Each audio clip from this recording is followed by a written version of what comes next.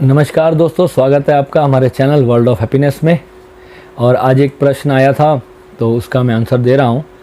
एक व्यक्ति ने मुझसे पूछा कि भैया आप क्या सोचते हैं कि ये दुनिया जो है वो किस सिद्धांत पे चलती है। मेरी पूरी दुनिया में बहुत दुख है, बहुत मैंने कष्ट झेला अपनी ज़िंदगी में, मैं बहुत परेशान हूँ।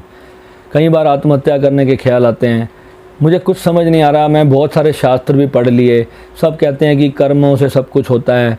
क्या कर्मों की वजह से मैंने आज तक किसी का बुरा नहीं किया, फिर भी क्या मेरे साथ जो है ऐसा ही क्यों होता है? ये लगभग बहुत से लोगों का सवाल होता है कि मैंने कभी किसी का बुरा नहीं किया, फिर भी जो है मेरे साथ ही बुरा क्यों होता है ना? बहुत से लोग ये सोचते हैं ना, आप भी सोचते हो। तो ऐसा बिल्कुल भी नहीं है मेरे दोस्त।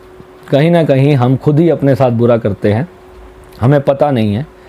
हमारी रामायण में एक चौपाई आती है, कर्म प्रधान विश्व रचि राखा, क्यों कर तरक बढ़ावई शाखा। इसका मतलब है कि सृष्टि का जो प्रधान है वो कर्म है। जो आप कर्म करते हैं उसी का फल आपको मिलता है। और क्यों कर तरक बढ़ावई शाखा, कि तू तर्क करके, आर्गुमेंट करके जो है क्यों अपनी टेंशन बढ़ाता है, क्यों अपना तनाव बढ़ाता है। होना कुछ नहीं है। जो कर्म तूने कर दिए हैं वो तुझे भुगतना ही है। चाहे तूने किसी जन्म में ये कर्म किए थे, पर वो सामने ज़रूर आएंगे। ये तो हम सब मानते हैं, परंतु मैं क्या मानता हूँ और मेरी रिसर्च भी क्या है और किस तरीके से ये सब ठीक भी हो जाता है हमारा जीवन, और कैसे हम उसको ठीक कर सकते हैं। मैं कहता हूँ कर्म प्रधान तो है, पर कर्म की वजह क्या है, उसकी जड़ में आओ कि आप कैसे कर्म करने के लिए विवश क्यों हो। अगर आप कोई बुरा कर्म कर रहे हो तो उसके लिए विवश क्यों हो, उसका सबसे बड़ा कारण है, मैं कहता हूँ, विचार प्रधान विश्व रचि राखा। आपके जो विचार हैं वो एक्चुअल में आपके कर्म के दाता हैं। कर्म की जनरेशन जो है वहाँ से होती है जो आप सोचते हैं। और आपका विचार कौन बनाता है? ये समाज आपके विचार बनाता है, आपके बड़े बुजुर्ग आपका विचार बनाते हैं, आपकी सोसाइटी आपके विचार बनाती है, आपका धर्म आपके विचार बनाता है, आपका देश आपके विचार बनाता है।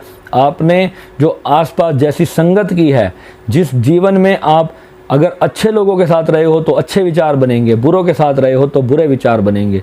जहां आपने अपनी संगत चेंज करनी शुरू कर दी, वहीं आपके विचार चेंज होने शुरू हो जाएंगे। आप लोग 10 लोग बैठते हो रोज़ रात को और साथ में ड्रिंक करते हो या स्मोकिंग करते हो। आप में से बहुत सारे लोग ऐसे होंगे जो सारे दोस्त लोग मिलकर बैठ के रात को ड्रिंक करते हैं और स्मोकिंग वगैरह सब कुछ करते होंगे, ठीक है।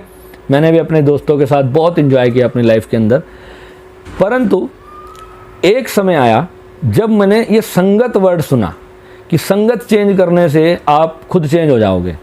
तो फिर मैंने संतों का साथ करना शुरू किया। मैंने बहुत से सत्संग सुनने शुरू करे।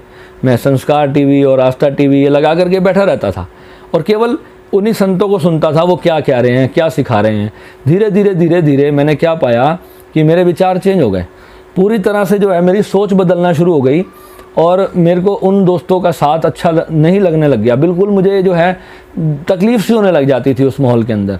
अपने आप ही विचार चेंज होते चले गए। आप अपनी संगत को चेंज करके देखें, आप अपने विचार चेंज करके देखें। अगर आप लोग आर्थिक रूप से परेशान हैं, आपके पास कोई बिज़नेस का आपको आइडियाज़ नहीं मिल रहे, तो आप किसी बिजनेसमैन के साथ जो है आपके कोई रिलेटिव्स होंगे और जो बिज़नेस में काफ़ी अच्छी तरक्की करते होंगे, आप उनके साथ बैठने शुरू करें। आप उनसे थोड़ी सी राय करना, मशवरा करना शुरू करें कि मैं किस तरीके से जो है, वो आपकी भले ही पैसे से मदद ना भी करें, परंतु अपने किसी आइडिया के तरीके से आपको मदद ज़रूर करेंगे, ठीक है। और वो आइडिया जो आएगा, जब आपके सबकॉन्शियस में जाएगा वो आइडिया, तो आप उस आइडिया की मदद से आप अपने कर्म करना शुरू करेंगे। और जब विचार जैसा बनेगा तो कर्म वैसा आएगा, और कर्म वैसा होगा तो फिर फल वैसा आएगा। तो फिर ये कभी नहीं सोचना कि दुनिया किस आधार पर चलती है, मेरे पाप कर्म थे या पुण्य कर्म थे, उनका तो फल आपको मिलेगा ही। परंतु जो आप कर चुके हो वो तो चलो आपका बैंक बैलेंस है। अगर आपने पिछला कोई लोन चुकाना है तो वो तो आपको चुकाना ही पड़ेगा।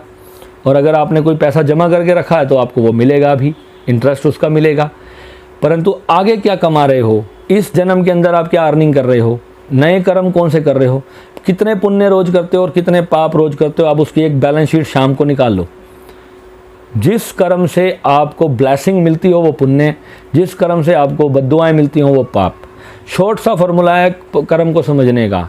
और अगर आप अपनी सभी ज़रूरतों को समझते हुए इस एक फार्मूला को समझ लेंगे कि पाप और पुण्य को मैंने बराबर से जो है बैलेंस करना है, जो मैंने गलत कार्य कर दिए हैं मैं कुछ ऐसे पुण्य कर्म करूं जिससे कि कम से कम मुझे उन पाप कर्मों को सहने की शक्ति मिल जाए, और मैं ऐसी परमात्मा की साधना करूं जिससे परमात्मा मुझे बल दे, आत्म बल प्रदान करे कि मैं उस दुख को झेल पाऊं। इस संकट की घड़ी में आप लोगों को अपने जीवन के लिए अच्छा कर्म करना ही सबसे एकमात्र उपाय है। आप और कुछ भी कर लें, अब मृत्यु सभी की बहुत पास है। अब कोई बहुत लंबा समय नहीं रह गया कि हम लोग जो है हम अजर अमर अविनाशी हैं, ऐसा कुछ नहीं है। आत्मा है अमर, हम लोग अमर हैं, आत्मा हैं, परंतु शरीर तो हमारा मरेगा, इसमें कोई संदेह नहीं है। तो कम से कम जब तक हमारे पास यह शरीर है, कम से कम हम कुछ अच्छा ही करते रहें। खाली बैठकर भी क्या करोगे? खाली बैठकर मोबाइल चलाओगे, व्हाट्सअप चलाओगे, गेम खेलोगे या कुछ और काम करोगे? कोई और गलत चीज़ से अच्छा है कि कोई ना कोई अच्छा कर्म करे। रोज़ का एक संकल्प बना लो, कम से कम मैं एक गरीब व्यक्ति की मदद ज़रूर करूँगा। ढूंढ कर गरीबों की मदद करो। जाओ किसी हॉस्पिटल में जाओ, वहाँ देखो मेडिकल स्टोर की दुकान पर कोई गरीब व्यक्ति दवाई खरीदता हुआ मिले, उसको रोक, भाई तेरी दवाई का बिल मैं दे देता हूँ। किस तरीके से कोई ऐसा कर्म करके देखो। आप देखना, 1 महीना मैं बोलता हूँ, 1 महीने के अंदर आपको बहुत बड़ी न्यूज़ मिलेगी। केवल 1 महीना, सिर्फ 30 दिन में आप 100 रुपये से शुरू करो। अगर आपकी इनकम 500 है तो आप 50 रुपये की करें। अगर आपकी 5000 इनकम है तो आप 500 रुपये से करें। आपकी लाख रुपए इनकम है तो आप 10,000 से शुरू करें। 10% से आप गरीबों की सेवा करना शुरू करें, जिसकी आप मदद कर सकते हैं। पहली तो कोशिश ये करो कि उसको भीख ना दे करके किसी को कोई रोज़गार देने में जो है आप ये पुण्य कर्म करें। ये सबसे बड़ा पुण्य होता है और ये अक्षय है इसका फल। ये आपको जो है ना अपने जीवन के अंदर आर्थिक रूप से भी और परिवार की खुशियों के रूप से भी आपके जीवन में ये फल लौट के आना ही आना है। ये मत सोचे कि मेरे को कर्म फल की इच्छा नहीं करनी, मेरे को अच्छा जीवन चाहिए, मैं भगवान से प्रार्थना करता हूँ, तो इसमें डर कैसा? पुण्य कर्म से डर कैसा? तो पुण्य कर्म करते रहें। आप ये मत सोचे कि मैं तो पुण्य ही करता आ रहा था फिर भी मुझे फल मिल रहा है। भाई उसमें भी बहुत कुछ कट रहा है, और जब वो आना शुरू होगा ना तो छप्पर फाड़ के आएगा, आप संभाल नहीं पाएंगे, इतना आएगा आपके पास। तो अपनी सैलरी का, अपनी इनकम का जो भी आपके पास सोर्स है, 10% जो है गरीब लोगों की सेवा कार्यों में खर्च करें। ऐसे लोगों की मदद करें जो अपंग हैं, जिनके हाथ पैर नहीं हैं, जिनके पास 2 वक्त की रोटी कमाने के लिए आप उनको कुछ खाने की चीज़ें भेंट करें।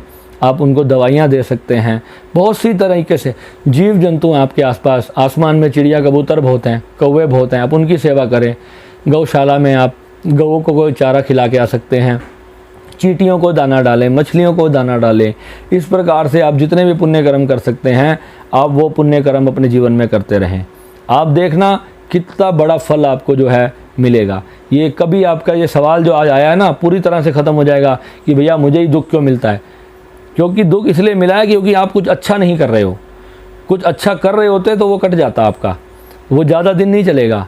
और अगर थोड़े दिन मान लो अच्छा करने के बाद भी आता है तो फिर भी मैं कह रहा हूँ आप 30 दिन, सिर्फ 30 दिन है आपको बोल रहा हूँ, आप करके देख लो ये मेरा फार्मूला। फिर आप देखना ज़िंदगी में आपको कभी भी अब बैग घेर नहीं लगेगा आपका।